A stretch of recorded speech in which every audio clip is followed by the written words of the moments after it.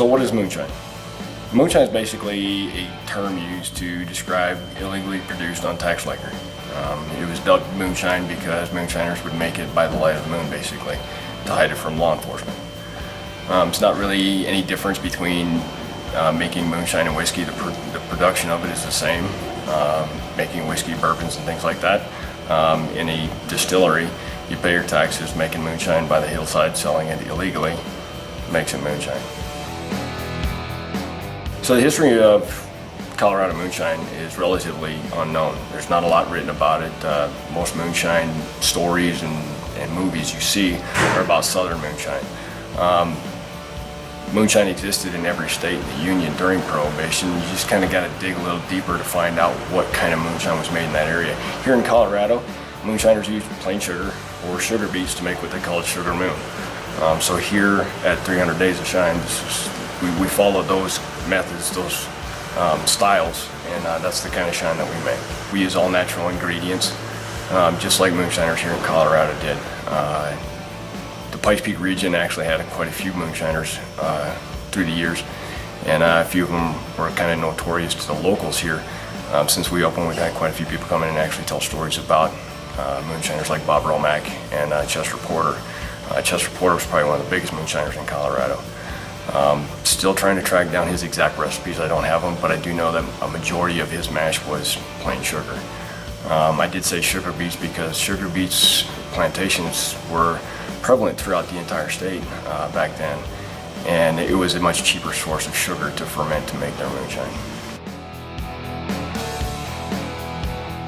As far as moonshine, the history of it here in Colorado, it ranged from everything from moonshiners to bootleggers. Bootleggers was probably more prevalent in the region. You had the Carlino brothers, Pete and Sam, that went to war in the early 20s when Prohibition started with the Dana family. It was referred to as the Southern Colorado Rum Wars. Through their feuding and their fighting, the Carlinos actually came out victorious, and they actually killed the Dana brothers and basically took over all bootlegging operations in southern part of Colorado. Once they had control of it, there was so much moonshine and liquor coming from the Front Range, there wasn't as many customers they didn't have as many customers that they needed to sell it all, so they started pushing their influence north into Denver, which was controlled by Joe Little Caesar Roma. Some feuds were there as well, but eventually Pete and Sam were both murdered, and power with the organized syndicates kind of shifted, and that was kind of the bootlegging and what was going on here. Some of the moonshiners around here who had run-ins with Roma were the Porters, Chester, his still hand Hank. They ran moonshine from the Pikes Peak region for years during Prohibition. Had a few run-ins and shootouts with other organizations at their still sites.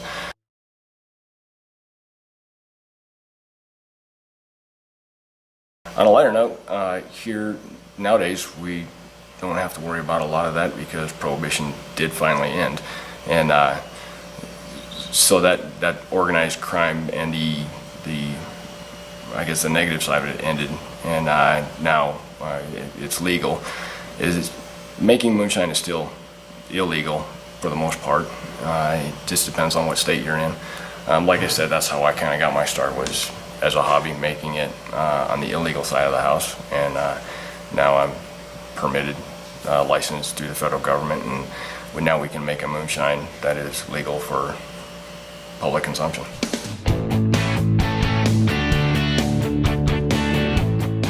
The first run of liquor I actually did was in Afghanistan. I was deployed in 2012. When you're in the military and deployed, you're basically under military prohibition where it's not allowed. So when you don't have something, you're told you can't have something. The American way of doing things is to make it yourself, I guess. So like I said, it started off as a hobby. I did a run of liquor while I was deployed, built a still in my room, and ran A&W root beer was the first mash I ever did, because that's the only sugar source I really had available to me. Talking to a couple guys and doing a little bit of research, it was all trial and error. My actual first still is displayed here in the tasting room. It's just a rice cooker, Afghani style, on a hot plate. This basically is my first still. I built it in, like I said, in Afghanistan. It's just an Afghan style rice cooker. We had a lot of access to these because the job that I did in the military, I was an EOD operator. These were used as roadside bombs or improvised explosive devices. A lot of times our insurgents would pack these with explosives, bury them in the ground, and these create a lot of shrapnel and frag. That being said, so we'd use these to make training aids to train our soldiers, and I took one of them and used it to make a still. Just put it on a hot plate. Got the copper line from HVAC, who basically repaired your air conditioners. And this was actually in a 5-gallon bucket with cold water, which is your condenser. So what happened was I fermented the soda with baker's yeast or distiller's yeast for about a week. Once it consumed all the sugar, put it in the still, run it on a hot plate, and within about an hour or two, I actually had my first drop of liquor come out of the worm. And from there I was hooked. I couldn't actually believe it worked. But once I redeployed and got back home, it just became a passion. Something I was doing in my garage as a hobby. Once it started getting more and more popular with friends and family and things like that, it landed in the right hands. Basically, it landed at a tailgate party, and the guys who were drinking it were in the liquor business already. They're businessmen out of Denver, and they are now my business partners and investors. So the beginning process of making moonshine or any kind of liquor is fermentation. Your very beginning process is going to be fermenting different sugars or starches. Depending on what you're using, grains as your sugar sources. Most moonshine and the most popular moonshine most people hear about is your corn liquors or your corn shines. Those are the most popular in the South. That's what was available in the South, so that's what they use. Here in Colorado, in 300 days, we use just plain sugar. Plain sugar, a nutrient, a natural nutrient, and then bread yeast. That fermentation takes about 7 days at the maximum. I've had those mashes finish off in as less than 3 days. But that really is that's basically where your flavors are going to come from, is in the fermentation. The natural or the ingredients that you use. The better ingredients you use, the more natural, clean ingredients you use, the better shine you're going to make.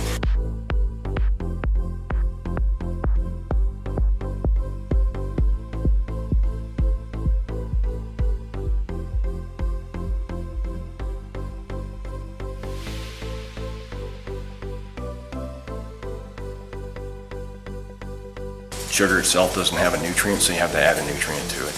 Otherwise the yeast would just die or just stay dormant.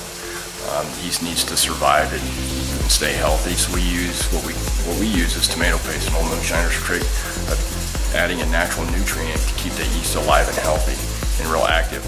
Tomato paste we use it in very small amounts, so I'm not really making tomato liquor. What it is about 4 or 5 pounds of tomato paste to 400 pounds of sugar.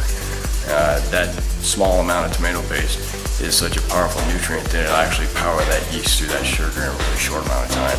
So we use recipes and methods of old, as well as equipment, more modern day equipment, to get a much cleaner style of shine.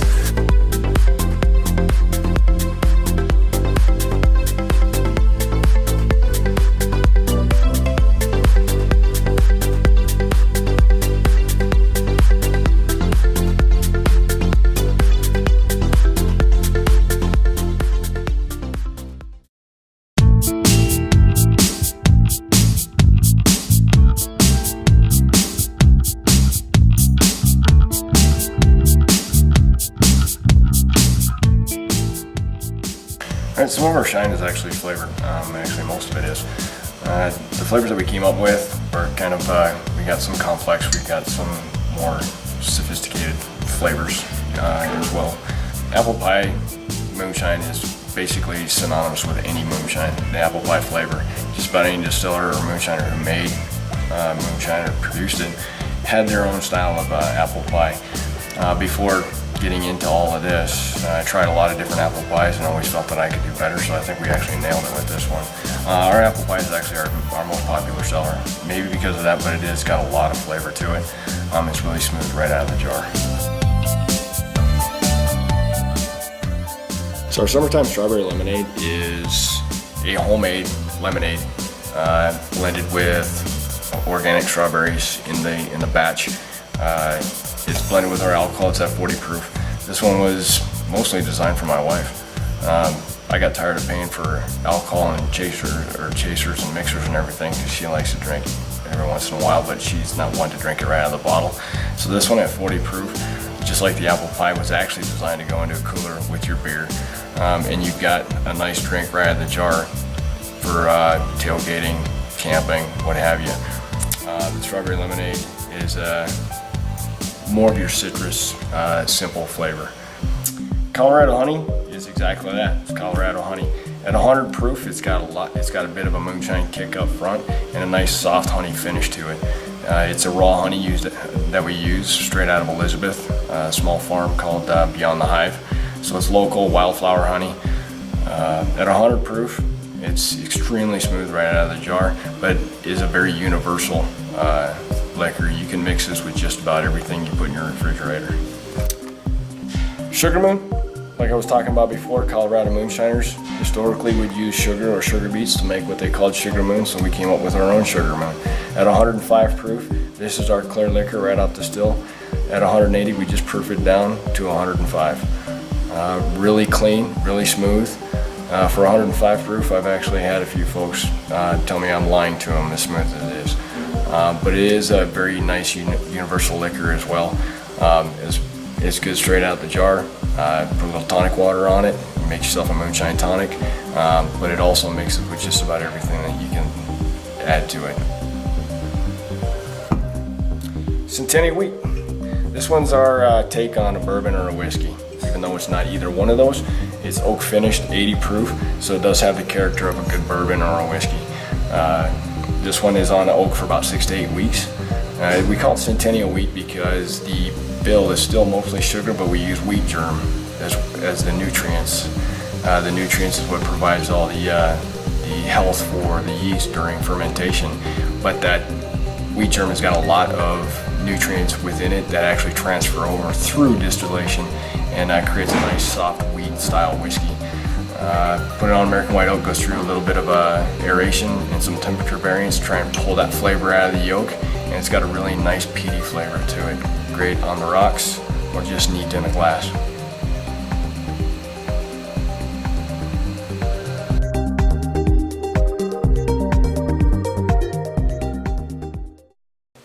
For me, this really isn't even work. I get to come hang out here. It's a great place to hang out. I get to work with bar owners in the Springs area, Monument, and it's just a great time hanging out with people. I get to bring them a good product. I think it's unique compared with other moonshines that you're going to find out there. So I encourage people to come out and give it a try. Hello, I'm Patrick Wenzel, a part-time bottler and server here at 300 Days Distilling. First met Mike in 2012. I was in his UD company when we deployed to Afghanistan. Afghanistan's also where the first chance I got to taste Mike's moonshine. I pulled a water bottle out of the fridge and was surprised by the 120 proof nature of it. Working here is great. People come in from all over the state, all over the country. Some may have had moonshine, some may not have not, but the product does sell itself. Brief explanation and a sample shot or sample flight of shots, and everybody's taking jars home with them at the end of the day. So unlike most businesses where you have a vision, you have a dream of what you want to do, I didn't really have that. I was just doing this as a hobby. That actually kind of came to me after 20 plus years in the Army. I was getting ready to retire. I was pushing out quite a bit of spirits or moonshine out of my garage. That actually ended up in the right hands because they actually reached out to me. Those guys who were tailgating at a Bronco game with my liquor found out where they got it. In a roundabout way, figured out who I was. Within a month, we had a business meeting. A month after that, we had a business plan. I retired from the Army, and then we started looking at places and trying to figure out where we wanted to put this business. We sent our business plan out to neighboring towns, Colorado Springs, Manitou, Old Colorado City. Monument got back to us within a week and said they would love to have our business in their town, that it would fit really well with everything that they have going on here. Next week, trying to find a location. The locations that we looked at about 5 of them. This one really fit because right out our front door is a Santa Fe Trail. It's a lot of runners, bikers, things like that.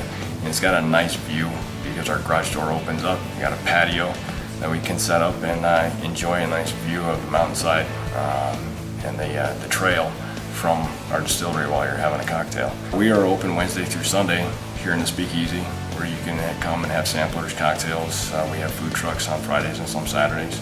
If you're looking to buy our alcohol, we're actually in almost 300 liquor stores throughout the state of Colorado. But we are only Colorado-based right now.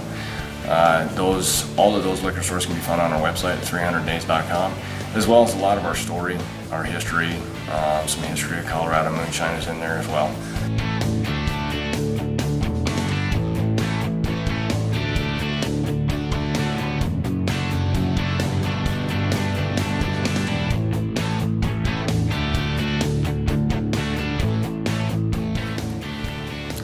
Thanks for watching.